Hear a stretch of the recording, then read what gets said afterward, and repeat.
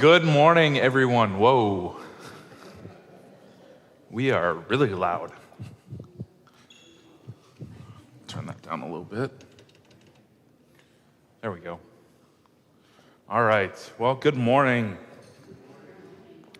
Glad to have you with us this morning.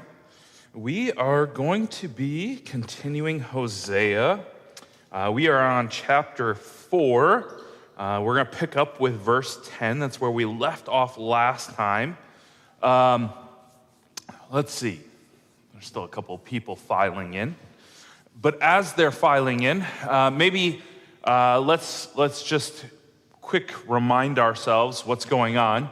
The first 3 chapters of Hosea, we've had the story of Hosea and Gomer kind of as a lens to view God's relationship with Israel. We've seen that. We've talked about that.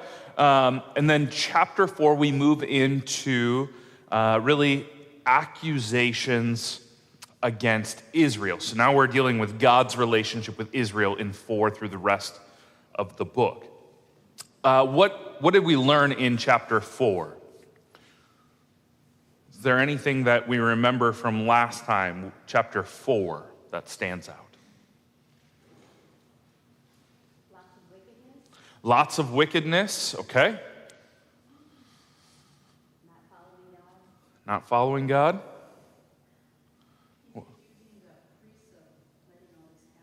Yeah, he's accusing the priests. That was one of the big accusations, was against the priests who are working in the temple, but they're also making sacrifices at these idols as well and encouraging people to make sacrifices to idols. Yup, absolutely.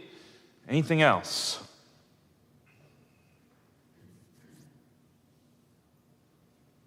All right. Their conscience wasn't bothering them. Right.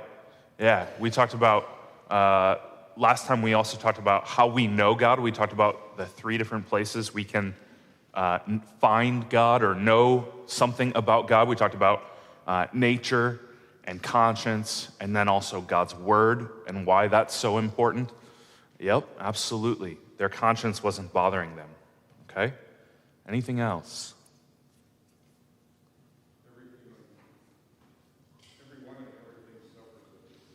Yeah, sin is universal. The consequences of sin are universal, right? It's not just to the people, but we read about how it affects the beasts of the field, the birds of the heaven, the fish of the sea, right? We talked about how it's over all of creation that sin has effect or impacts. Yep, absolutely. Good. All right.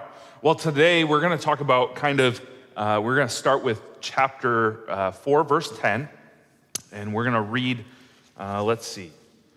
We're going to read through verse 14, and I'm just going to start there.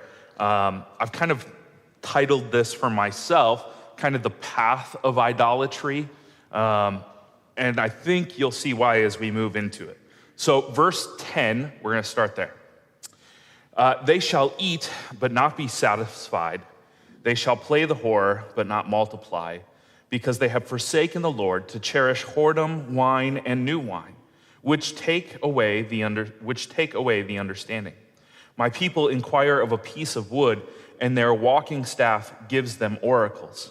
For a spirit of whoredom has led them astray, and they have left their God to play the whore.